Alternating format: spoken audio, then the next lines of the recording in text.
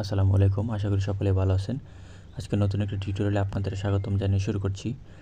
আজকে আমি আপনাদেরকে দেখাবো কিভাবে রিডমি কিবোর্ড ইনস্টল করবেন, অর্থাৎ রিডমি কিবোর্ড আপনার ফোনে কিভাবে সেট করবেন, আপনার ফোনে কিভাবে বাংলা সেট করবেন। এটার জন্য আপনাকে ফার্স্টে গুগল প্লে স্টোরে চলে যেতে হবে। আমি আমার গুগল প্লে স্টোরে চলে যাব। এখান থেকে রিডমি কিবোর্ড নামে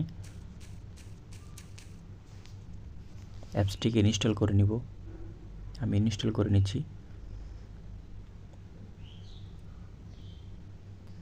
ইনস্টল করার পর অ্যাপটিকে ওপেন করুন।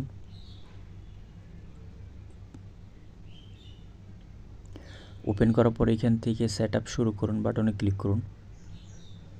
এখান থেকে সেটিং অন করুন।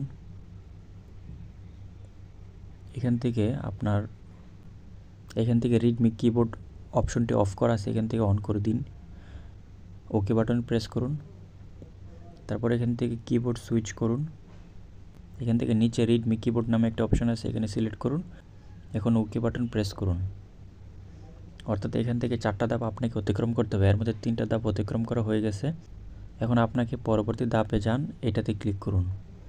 এটাতে ক্লিক করার পর এখানে সেটিং ঠিকঠাক করুনে ক্লিক করুন। এইখান থেকে নম্বর সারিতে ক্লিক করার পর অর্থাৎ পরের ধাপে যান।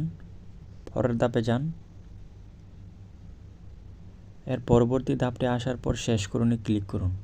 অর্থাৎ আপনার সম্পূর্ণ কিবোর্ডটি বাংলাতে হয়ে গেছে। এখন আপনি চাইলে বাংলা টাইপিং করতে পারেন। তো চলুন এটা আমরা দেখি কিভাবে বাংলা হয়েছে কিনা।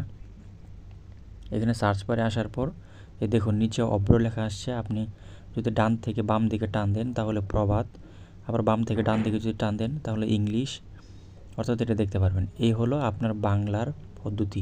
আপনি খুব সহজে চাইলে রিডমি কিবোর্ডের মাধ্যমে বাংলা টাইপিং করতে পারেন। তো এই ছিল আজকের ভিডিও। আশা করি ভিডিওটি ভালো লাগবে। এরকম টেক রিলেটেড ভিডিও পেতে আমার সাথে কানেক্টেড থাকুন। ধন্যবাদ সবাইকে।